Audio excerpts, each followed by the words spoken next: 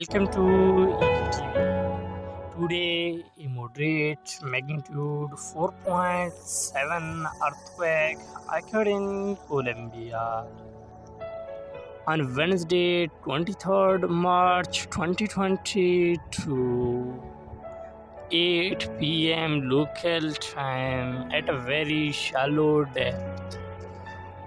US Geological Survey is the first agency to report this quake with magnitude 4.9, and German Research Center for Geosciences also report this quake with same magnitude. The exact magnitude, epicenter and depth might be revised in next few hours or minutes.